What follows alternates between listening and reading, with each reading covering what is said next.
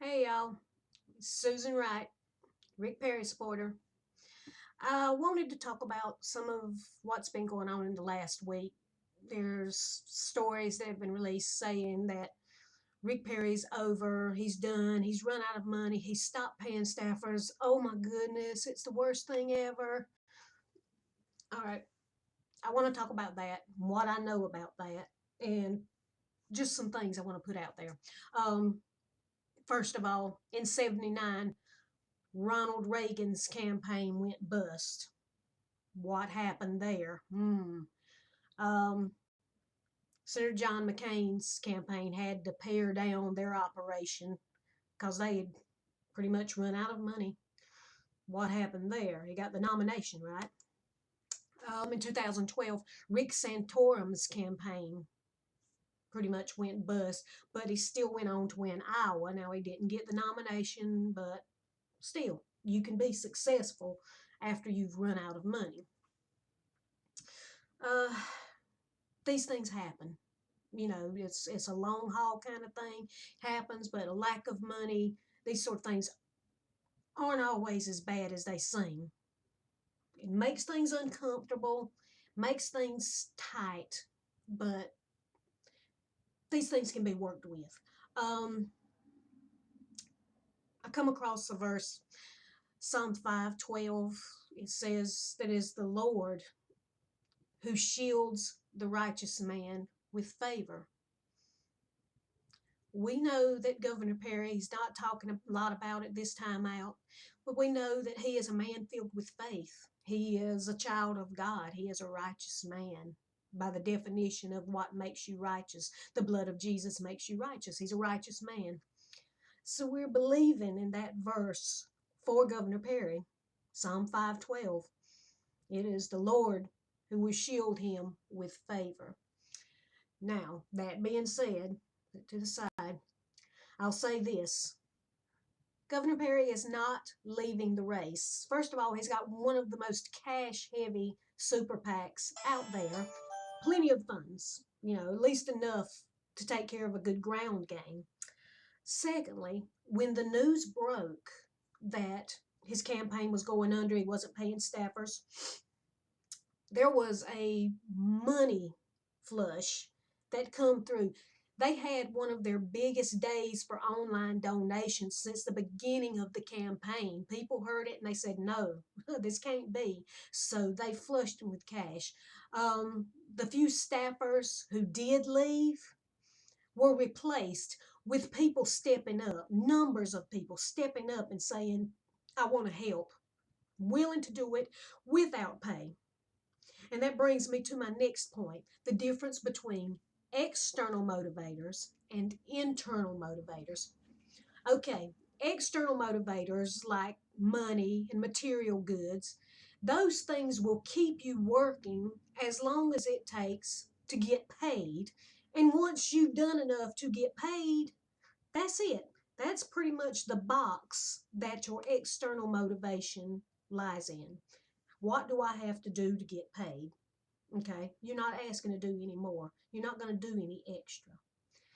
Internal motivators are those things that you hold inside you, those beliefs, this system that drives you, these things that you hold on to, whether it be a deep belief in God or country, these things that make you patriots or make you heartfelt Christians. These are internal motivators. These are the things at our core. The people who have chosen to stay on and work with Governor Rick Perry unpaid, the people who have stepped forward saying, I'll make phone calls, I'll hit social media, I'll spread the word, I'll do whatever I can. These people that are saying, you know what, I'm going to dedicate so much each month from my money to go into his campaign to make sure that there's money going in, that I'm doing my part. A lot of people have stepped forward because of internal motivation. It's a love of this country, a desire to see this nation set right again, and it's a firm belief in Governor Perry that he is the right man for the job of presidency at this time in our nation's history, so crucial, with so much is in the balance. There are people that look at his record of job creation, um, his record on the border, which is much stronger than people give him credit for. Uh, his belief and support of the vets and the things he's done in Texas with the vets, uh, his education record as far as bringing Texas up to number 2 overall in the nation, number 1 in minority high school graduations, how he rejected Common Core. He rejected things like Obamacare in Texas. That's another big thing. His stance on pro-life, what he feels about the life of the unborn child as well as the mother, and the things that he's done with defunding Planned Parenthood in Texas. That's the thing that really needs to happen on a national level, knowing what we know now about that vile organization. He's not one of those that's going to flip flop and say, "Oh, I'll use your tax dollars to fund Planned Parenthood." He's not that guy. He made some decisive stances that took care of the mother and the child in Texas on that matter. Across the board, Governor Perry has a long, successful history of executive leadership, and he's a good man. He's a good man. He's not doing things for the camera. He's not making big promises for the camera. There are things he does behind the scenes just because he's that guy, good for the sake of being good. And people believe in that, and people want to see that again in the White House. They want to see an honorable man in the White House. And they want somebody who actually knows what he's doing in executive leadership.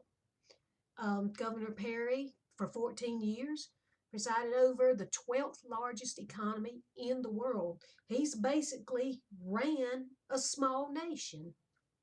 He's well equipped for the job. So because of his experience, and because of his character, his impeccable character, people have faith. People are motivated not by the pay, but by the belief that this man and his record can turn this nation around. That is why Perry is not done.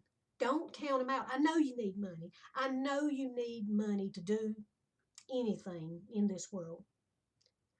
But the PAC is going to take care of a lot of the groundwork.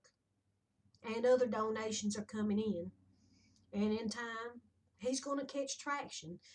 Don't let things this far out sway your mind. Look at the record. Just look at the record and what he's done.